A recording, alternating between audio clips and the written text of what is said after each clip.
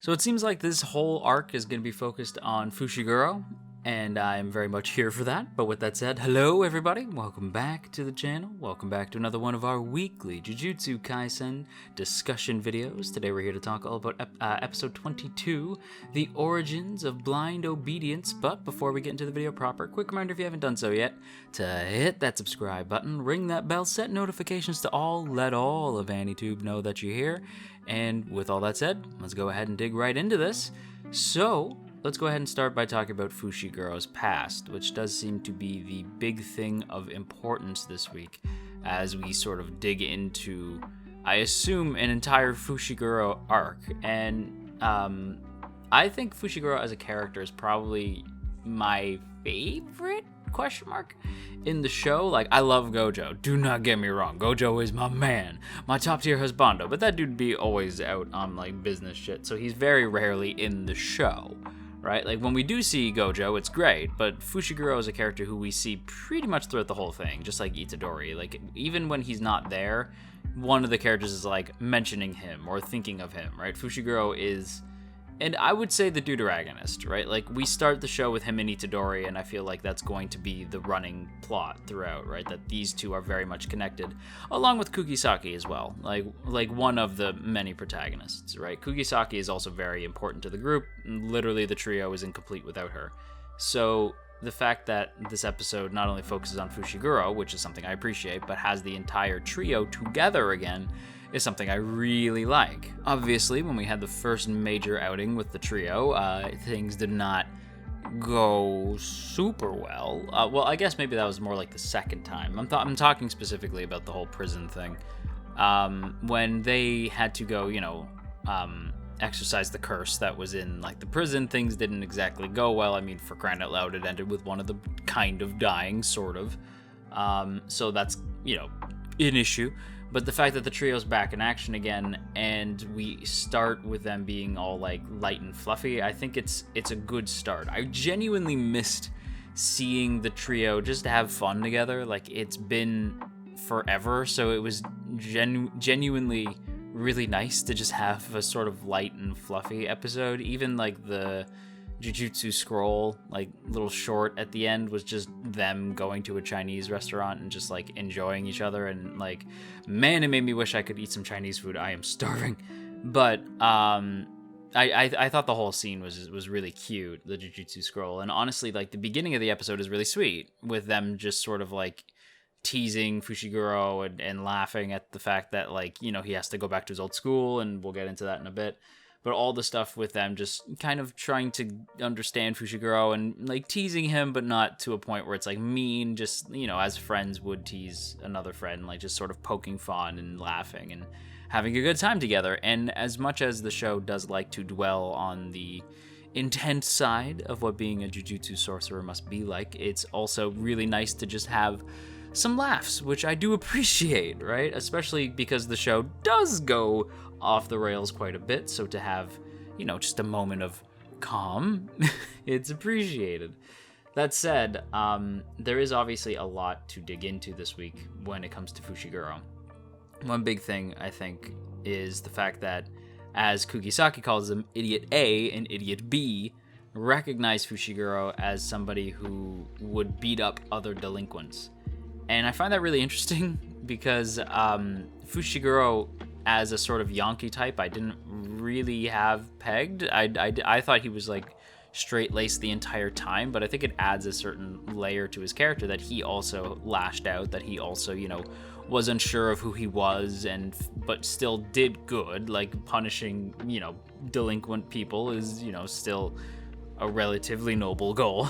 So I have to give him credit on that one. And the fact that the janitor character, whose name is escaping me, forgive me, but he like warmly greets him, but says that he was also a bit of a troublemaker, again, just further shows that Fushiguro is a character who not only does Itadori and Kugisaki comment that they don't really know everything about him, but the audience doesn't either. Like, unless you're a manga reader, but again, asterisk laughs and manga asterisks, that's when you guys get the comment.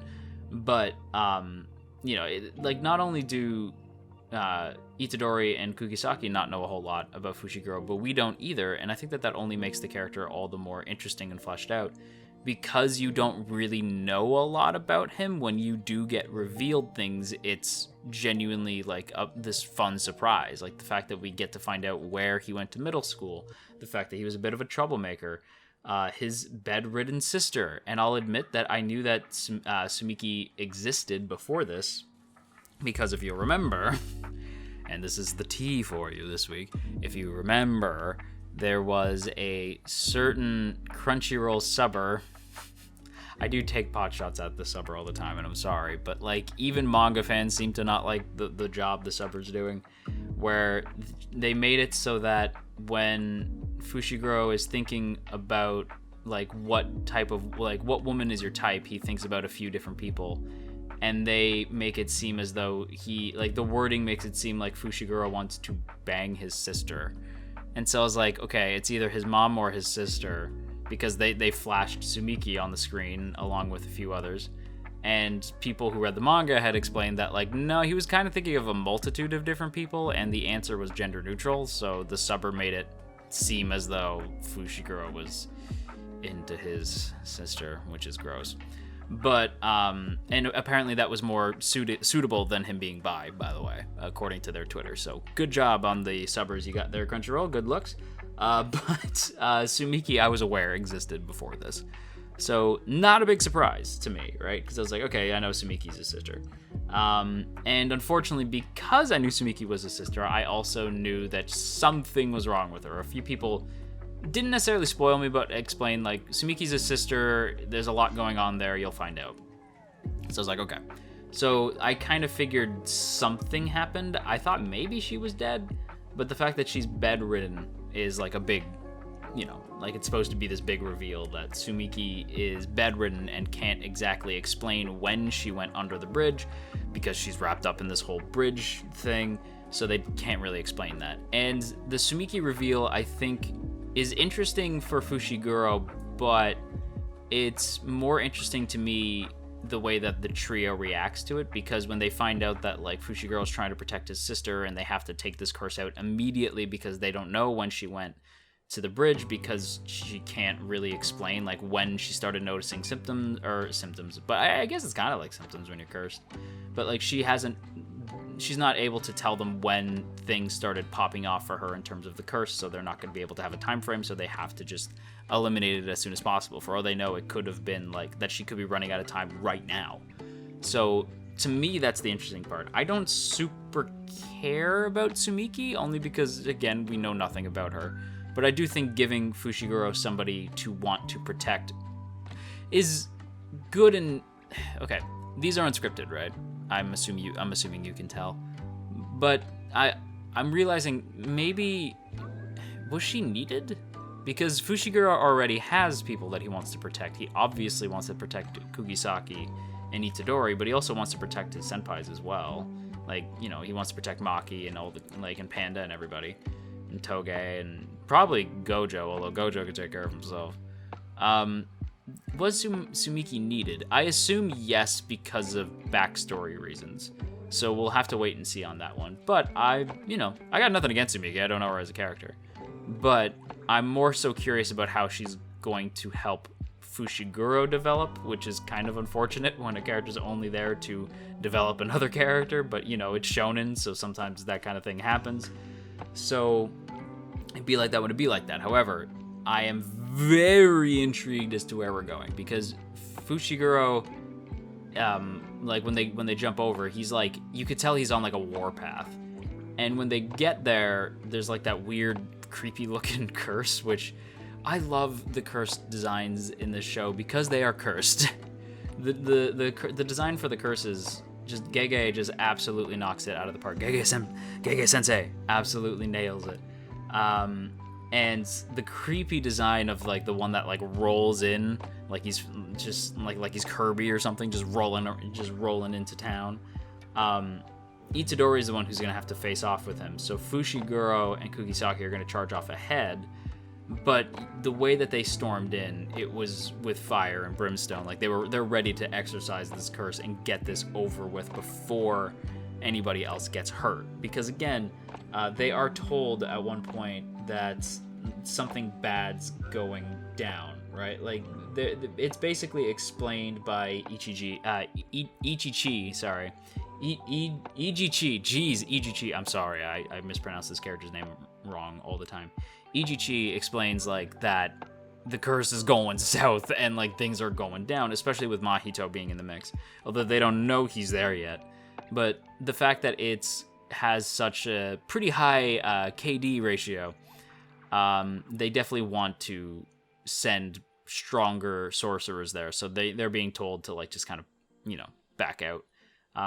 They do have another sorcerer with them, this, like, one chick who is cool. I like her, and I do think it's interesting to show the dynamics between her and our gang, because our gang are very much just starting out, where she's actually able to calm the people down, still get the answers she needs from them without explaining that there's something, you know, supernatural going on. Whereas Kukisaki was just gonna be like, tell us everything. Like, she's just like, oh no, it's for this paper I'm writing. Don't worry, it's about, like, haunted houses and stuff. It's just totally stupid. But, like, if I could get some information from your friends, I would appreciate it. Right, and this calms the person down because they think it's all just, you know, just something silly and not something to be super scared of. But the other sorcerer explains, like, okay, but now that I lied to her, we definitely have to save her from this, otherwise we're all gonna regret it.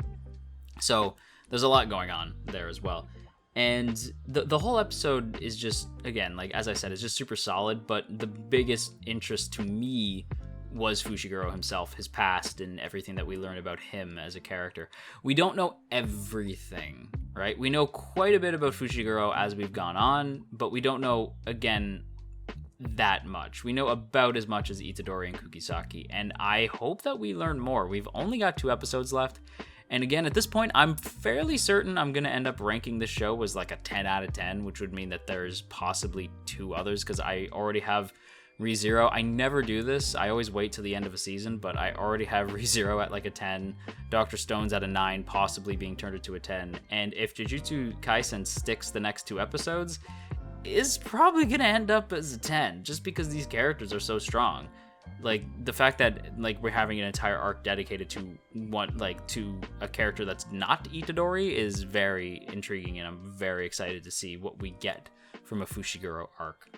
So, with that said, everybody, that's going to wrap up today's video here. So I hope you guys enjoyed. If you did, don't forget to boop that up snoot, share if you care, leave a comment down below, and of course, make sure that you hit that subscribe button, ring that bell, set notifications to all, let all of AniTube know that you're here. And before we go, as always, I want to give a big thank you to the good folks in the T Squadron. Look at these beautiful people. Look at all these beautiful names, and hey, if you would like to join these beautiful people, there are 2 ways to do so. The first is by hitting that join button right beside the sub button. That gets you a badge next to your name, some emotes to spam in the comments, and of course your name scrolling past the screen here. Or for just $1 a month, you can go ahead and check out that Patreon link in the description. Either way, it is super appreciated. So once again, a big thank you to the good folks in the T Squadron.